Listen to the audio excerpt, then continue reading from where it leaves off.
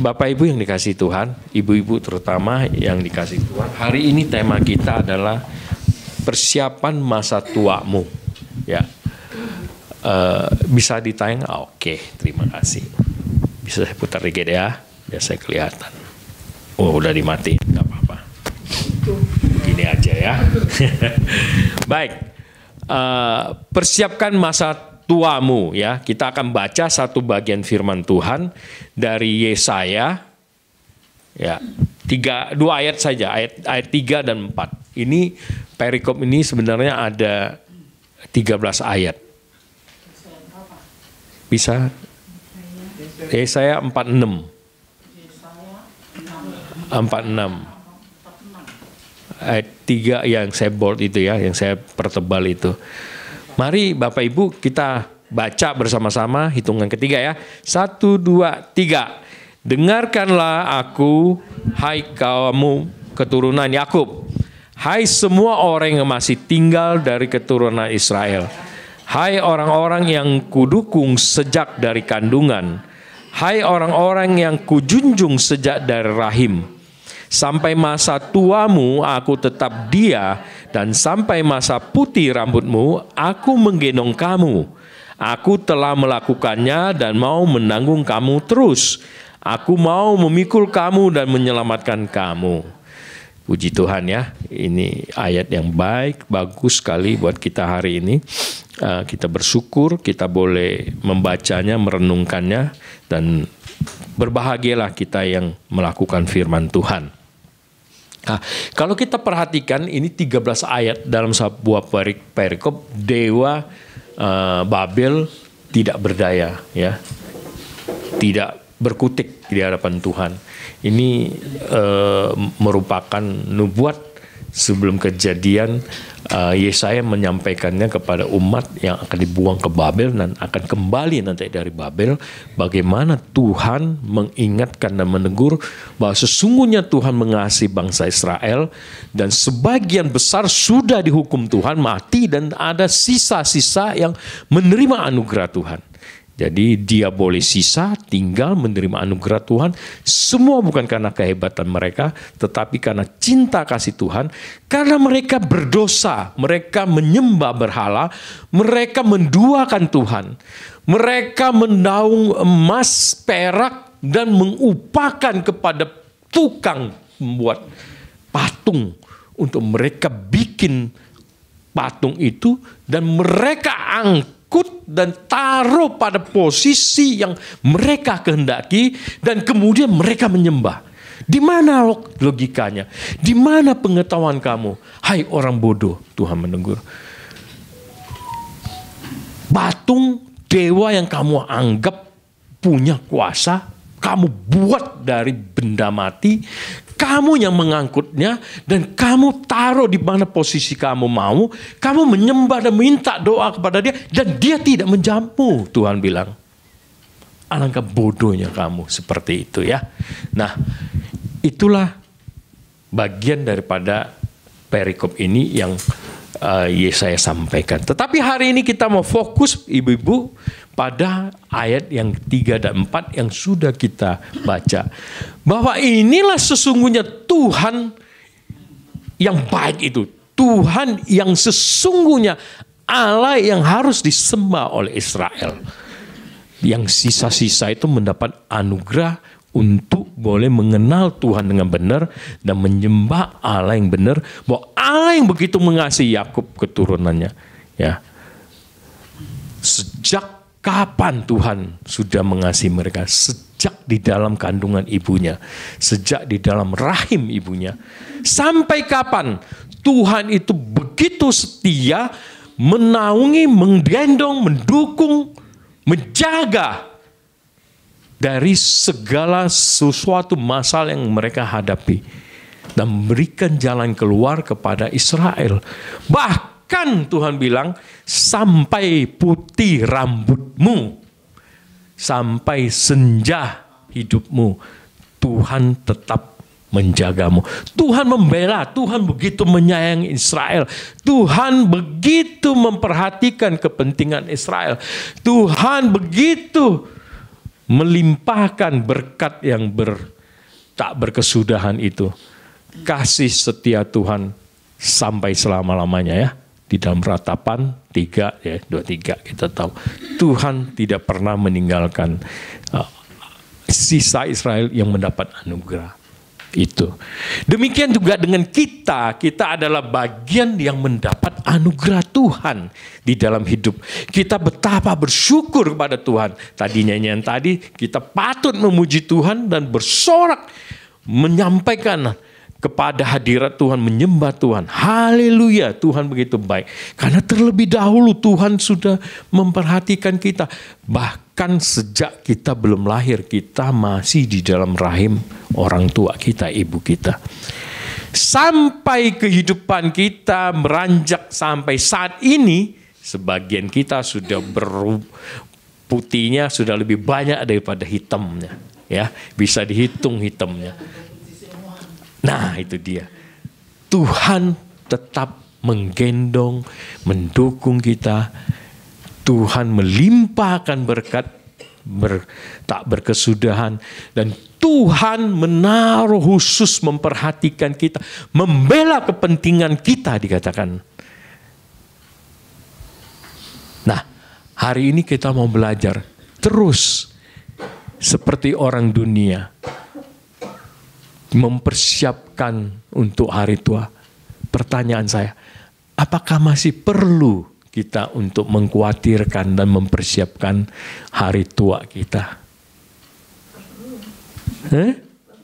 Perlu. Baik. Tetapi jangan khawatir. Ada yang lebih penting, bahwa sesungguhnya kalau kita memperhatikan berapa banyak sih orang yang mempersiapkan sungguh-sungguh hari tuanya? Coba kita mau jujur. Banyak pekerja setelah dia pensiun, dia baru kelimpungan. Apa yang sudah saya siapkan? Kalau kita mau bicara persiapan, masih ketika kita muda. Nih yang muda-muda ya, belum menikah. Kalau kita sudah ubanan begini, apa yang mau disiapkan? Tapi memang perlu. Apa yang perlu dipersiapkan? Nanti kita lihat. Yang perlu kita persiapkan, yang mana yang harus kita prioritaskan. Baiklah, kita akan lihat. Sesungguhnya inilah yang diajarkan kepada setiap orang yang berpengetahuan. Ini saya lewatkan ya. Iya. Mempersiapkan masa tua, ini pada umumnya kita diberi pengetahuan untuk belajar menyiapkan diri dari masih muda. Orang tua kita dari kecil bahkan sudah membimbing kita untuk masa depan kita, sampai kita mengecap pendidikan, sampai kita mengetahui bagaimana membuat suatu rencana. Ya, kita mempersiapkannya. Ada 3 poin saya catat di sini ya. Yang pertama, keluarga. Merencanakan keuangan. Ya. Orang yang sudah dewasa pengetahuan akan kehidupan akan datang, dia akan memikirkan ini. Yang pertama, merencanakan keuangan. Di dalam merencanakan soal keuangan ini ada 3 poin penting, 3 tahapan ya. Yang pertama, pada masa produktif setiap manusia, usia produktifnya. Ya, dia mencari pekerjaan yang baik, mau berkarir setinggi mungkin ya, menjadi manajer, menjadi direktur ya. Atau dia memulai sebuah usaha dari kecil, dia rintis sampai nanti boleh memiliki banyak cabang usahanya, berkembang pesat seperti itu. Ini perencanaan keuangan. Dan dari hasil itu mulai menabung, mempersiapkan pengembangan usaha, mempersiapkan masa tua untuk masa tuanya. Ya. Kemudian tahapan yang kedua, memasuki usia pensiun. Biasanya orang kalau sudah pensiun, dia mendepositokan uang pesangonnya, ya, atau dia menginvestasikan uangnya. ya, dalam usaha, misalnya buka warung, ya, beli franchise, ya, Indomaret, Alfamart dan lain sebagainya, ya, atau dia main di keuangan, ya, obligasi, dana reksa, atau dia tanam saham, ya. Tanam saham ya mungkin yang lebih baik ada yang jangka panjang, ya, yang blue chip, ya. Jadi nggak jadi trader, nggak trading beli hari ini besok jual, itu berisiko besar untuk orang pensiunan seperti itu kan. Nah, aman aja, untung sedikit tapi aman kan, seperti itu. Kemudian ada tahapan yang ketiga, yaitu merencanakan kesehatan, ya. Ya, sebenarnya ini teorinya sih oke, tapi seringkali kalau udah tua lututnya nggak kompromi, nggak bisa gitu ya olahraga, ya. Mana muda dia merencanakan begitu, wah, jaga aktivitas sosial, ya, terus asuransi, ya, mengasuransikan kesehatannya, jiwanya, seperti itu. Aktivitas sosial, ya, seperti ini komunitas di gereja, ya, kaum ibu-ibu ALF, ya, atau mungkin yang lebih bersifat interpersonal, ya, hubungan pribadi dengan yang lain, dia merencanakan untuk join apa, kerjakan apa dengan teman, seperti itu. Nah, itu yang pertama. Yang tahapan yang kedua adalah merencanakan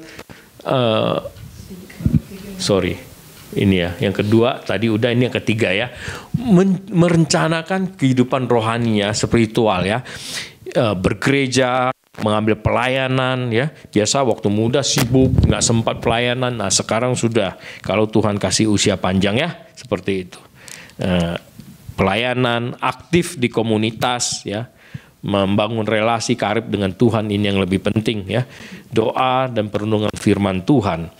Itu. Jadi 3 poin ini menunjukkan kepada kita bahwa kalau kita sudah pensiun, kita sudah masa usia produktif kita berakhir, bukan artinya kita berhenti, tidak beraktivitas, tidak bekerja, tetapi kita terus harus bekerja, kita terus beraktivitas. Ya, selain tadi mempersiapkan diri untuk masa tua kita, di hari tua kita terus mengisinya. Ya, ingat, talenta yang Tuhan berikan harus terus kita kembangkan, karena itu sebuah potensi dan berbagai kemungkinan, kesempatan yang bisa kita lakukan, kita kerjakan di masa tua, harus terus kita kerjakan. Ya, karena secara kesehatan kalau kita diem itu justru makin banyak penyakit katanya kan, makin pikun. Orang tua disarankan banyak baca, banyak isi TTS paling ringan-ringan itu, ya, supaya nggak pikun seperti itu. Ya, ibarat mobil kalau nggak pernah dipanasin, ya lama-lama berkerak dia, ya, seperti itu. Nggak bisa jalan dengan baik, malah mogok, seperti itu. Ada 3 aspek penting yang saya kutip dari Dokter Aisyah, ya, dosen UGM, ya, untuk mencapai kearifan di masa tua, ya. Ini psikolog UGM, ya, dosen Fakultas Psikologi. 1, yang pertama katanya kepuasan hidup, ya. Jadi ibu-ibu di masa tua harus puas, ya. Merasa puas, bersyukur dengan apa yang kita punyai, apa yang kita miliki, ya. Jangan neko-neko lagi, ojo ngoyo-ngoyo kata orang Jawa, kan seperti itu. Hidup puas, ya, tetap bersyukur dengan apa adanya, ya, seperti itu. Yang kedua, keterbukaan hidup, ya. Jadi juga mau dengarkan teman-teman yang di komunitas, memberi nasihat, memberi pandangan, ya, memberikan masukan, membuka hati kita, pikiran kita, mau belajar dari orang lain, seperti itu. Belajar dari orang lain tidak harus selalu sama dengan dia, betul. Tapi kita memiliki sebuah keunggulan bahwa pengalaman orang bisa bertahun-tahun, tetapi ketika kita mendengarkan sharing atau baca dari buku pengalaman hidup orang lain, itu dengan waktu setengah jam, 1 jam, bahkan paling lama 1 bulan, kita sudah mendapatkan sesuatu yang berharga. Tetapi kalau kita harus jatuh bangun seperti pengalaman yang dituliskan atau disaksikan orang lain, mungkin butuh waktu panjang. Inilah keunggulan kalau kita mau belajar dari orang lain. Ya, seperti itu. Yang ketiga, kemaknaan hidup. Hidup itu harus kita hargai. Tuhan sudah tadi dikatakan dari rahim ibu kita sudah menjaga kita, melindungi kita. Bahkan sampai masa tua ketika kita masih bisa bernafas, Tuhan itu memimpin kita. Tuhan mau kita bergerak, kita beraktivitas, mengerjakan apa yang kita bisa kerjakan. Potensi, talenta yang Tuhan berikan kepada kita dalam setiap kesempatan. Jadi kalau Tuhan sudah demikian rupa, kita harus menghargainya. Ya, artinya pemaknaan hidup itu punya tujuan. Nah, kita bersyukurlah ya. Kalau kita sebagai anak-anak Tuhan, kita tahu kemana arah tujuan kita, hidup kita. Yang kalau Tuhan masih izinkan kita berdiri, ada, bernafas di muka bumi ini, semuanya ada tujuan Tuhan. Ya. Ya, hidup memiliki tujuan. Dan yang terakhir tadi kita lihat, kembali kita mau lihat ini Yesaya. Jadi sisa Israel yang menerima anugerah, termasuk kita yang menerima anugerah ya, dikatakan bahwa Tuhan itu ya mendukung kita, menjunjung kita sejak rahim, di dalam rahim. Tuhan tetap setia sampai tua kita, mendukung, menggendong, menanggung, memikul, menyelamatkan kita. Seperti itu ya. Jadi ibu-ibu yang dikasihi Tuhan, tadi saya bilang, apakah perlu kita masih khawatir dengan memikirkan masa tua kita? Kalau Tuhan sudah terlebih dahulu sudah demikian mengasihi kita, menggendong kita, ya, menjaga kita, mendukung, menjunjung kita, memberikan kehormatan kepada anak-anak yang dikasihi Dia. Pertanyaannya adalah, mau nggak kita itu berpaling dari dosa kita seperti Israel yang ditegur Tuhan ketika Yesaya menyampaikan ini? Masihkah kita mungkin kita tidak membawa berhala ke rumah kita, tetapi mungkinkah kita masih melakukan sesuatu dengan kekuatan diri kita tanpa mengandalkan Tuhan? Itu saya kira mungkin berhala di dalam hidup kita sekarang. Karena kita menganggap kita paling hebat tanpa harus Tuhan, kita mampu mengerjakan itu semua dengan kekuatan kita diri kita sendiri. Itu saya kira sama artinya kita memberhalakan, menduakan Tuhan. Kita tidak mengandalkan Tuhan dan senantiasa mau datang dibimbing oleh Tuhan. Yakobus 4 ayat 13. Aku mau ke kota Anu, di sana aku mau dagang setahun lagi. Betapa hebat planning-planningnya. Tetapi dikatakan kalau Tuhan tidak mengizinkan, meskipun kamu pintar, meskipun kamu hebat, meskipun semua planning-planningmu itu step by step bisa dikerjakan dengan baik, tetap tidak akan terjadi sesuai apa yang kamu pikirkan. Oleh sebab itu, andalkanlah Tuhan senantiasa. Nah, dari bagian ini, ibu-ibu yang dikasihi Tuhan, sekali lagi ingat ketika kita susah, ketika kita merasa galau, ketika kita merasa bermasalah, beban berat yang kita alami, ingat Tuhan menggendong kita. Tuhan senantiasa mengasihi kita, setia, kasih setianya untuk selama-lamanya. Dari kita belum sampai kita udah mau ke Tuhan menjaga kita, Tuhan memimpin kita. Sampai saat ini ibu-ibu yang dikasihi Tuhan, Tuhan senantiasa menggendong kita. Yang terakhir, kita mau belajar menjadi merefleksikan dan aplikasikan. Saya lihat ada 3 poin penting di sini. 1, apa karakter Allah yang dapat kita ketahui? Ya, tadi kita sudah dengar, kita sudah baca bahwa Allah begitu mengasihi. Allah itu kasih setianya sampai selama-lamanya. Bapa yang sayang kepada anak-anaknya.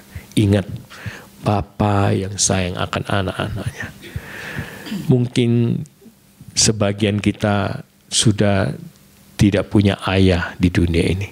Tapi jangan kamu khawatir, ada ayah yang lebih mengasihi, yaitu Bapa kita di surga. Senantiasa dia terbuka datang ya pada kita. Mari kita hampiri dia. Yang kedua, apakah ada masalah dalam hidup kita yang membuat kita cenderung tidak mengandalkan Tuhan?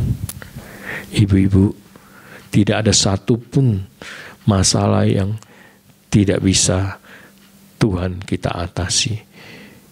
Berhala itu betul, sudah diciptakan, didatang, disembah, berbicara kepada dia, tapi dia tidak menjawab.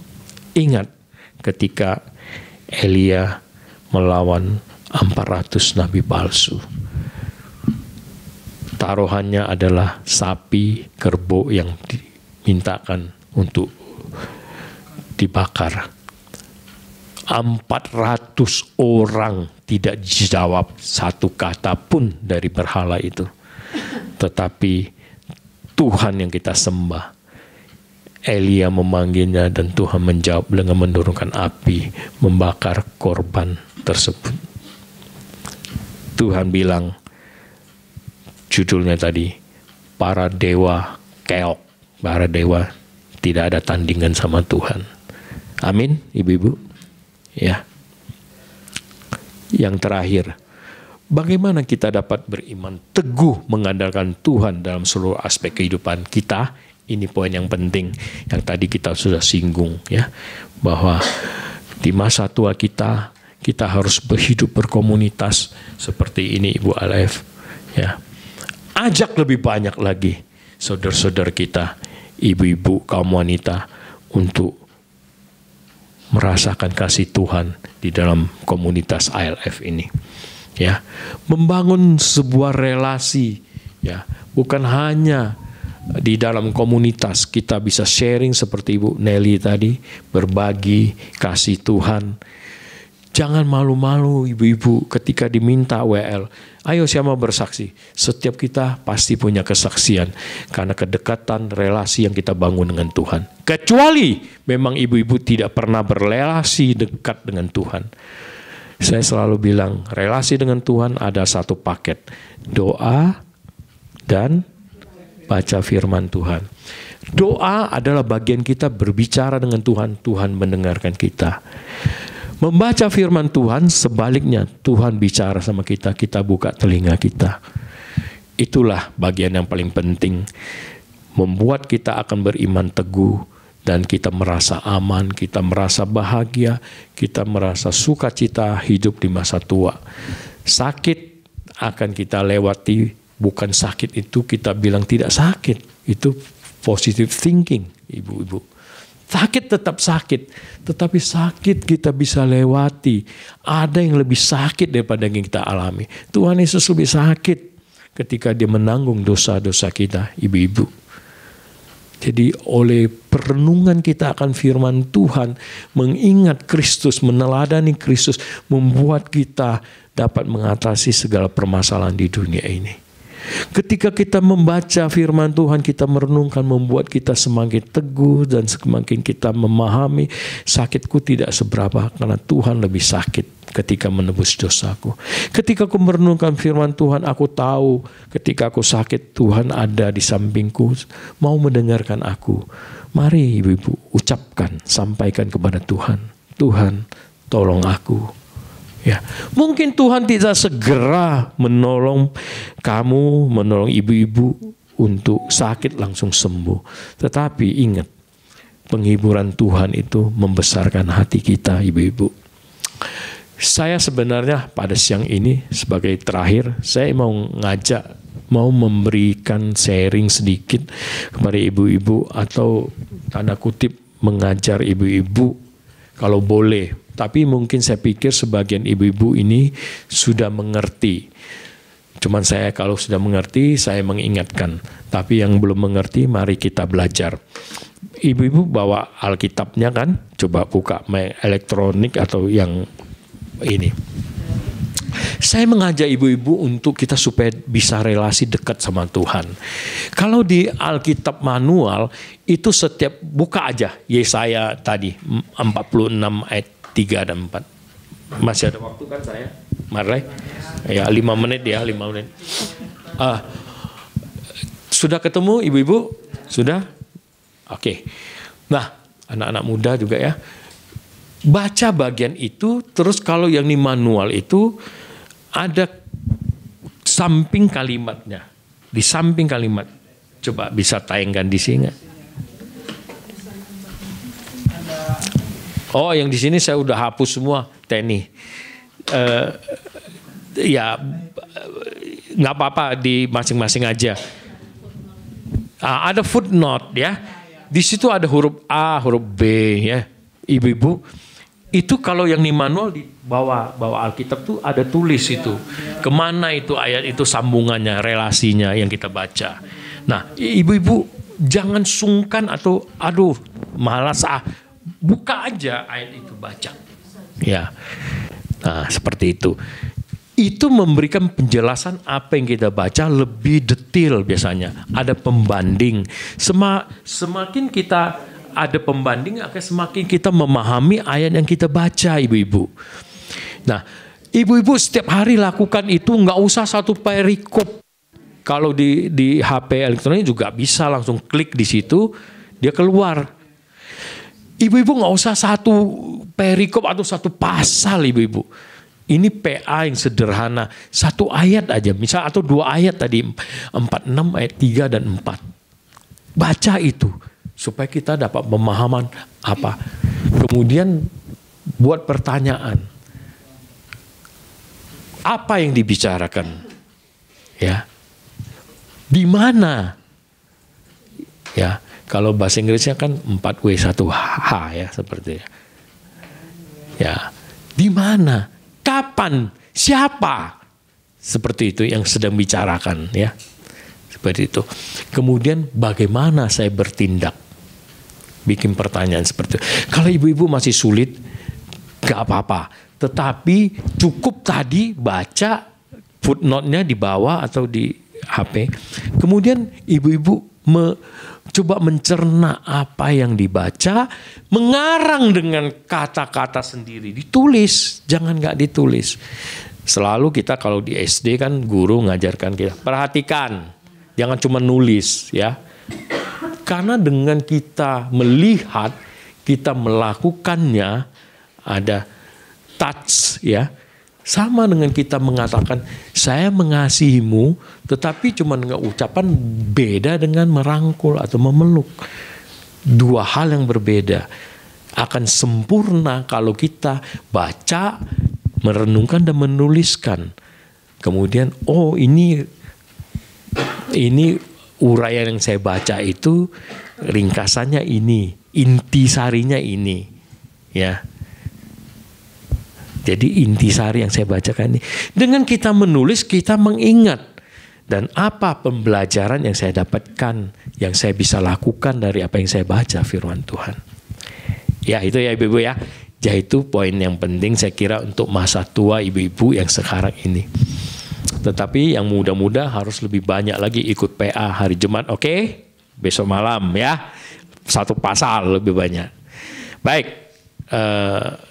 Kiranya Tuhan menolong kita, ibu-ibu, bapak-bapak dan kita semua. Firman Tuhan yang kita sampaikan, biarlah itu boleh menjadi peneguhan buat kita, mengingatkan kita bahwa Tuhan terlebih dahulu begitu mengasihi kita, bahkan sejak kita belum lahir. Amin. Mari kita berdoa.